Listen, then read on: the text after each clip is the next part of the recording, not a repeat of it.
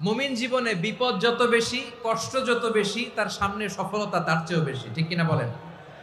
কারণ বিশ্বাসীরা জানে রাত্রি যত গভীর হয়, সুবহে সাদিকের সময় তত আগাতে থাকে। গর্ভবতী নারীর পেটের ব্যথা যত বাড়তে থাকে, ঘরে নতুন মেহমান আগমনের সময় ঘনাতে থাকে। মুমিনদের উপর বিপদ, অত্যাচার, আপদ, পরীক্ষা যত বাড়তে থাকে, কালেমার পতাকা উড্ডয়নের সময় কাছে আসতে থাকে। বিশ্বাসীদের এগুলো হিসাব মিলানো অনেক আগে, এগুলো অনেক আগে হিসাব মিলানো।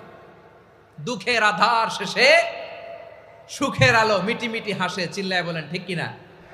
দুঃখ যত বেশি, পরীক্ষা যত বেশি, কষ্ট যত বেশি, সুখের সময় তত কাছাকাছি, চিল্লায় বলতে হবে ঠিক কিনা? এজন্য মুমিন জীবনে পরীক্ষা বেশি, মুমিনদের হতাশা নাই। মুমিনরা নিরাশ হয় না, হতাশ হয় কাফিররা। মুমিনরা কখনো হাল ছেড়ে দেয় না, মুমিনরা ভরসা রাখে একজনের উপর, তিনি কে? তাহলে আমার প্রিয় পটুয়াখালীবাসী, বিপদ থাকবে, পরীক্ষা থাকবে, এই বিপদ থেকে আমাদেরকে উদ্ধার করবেন একজন, তিনি কে? আমরা শুধু আল্লাহর উপরই ভরসা রাখবো। রাজি আছেন তো? চাইবো একজন সত্তার কাছে, আওয়াজ করে বলুন তিনি কে?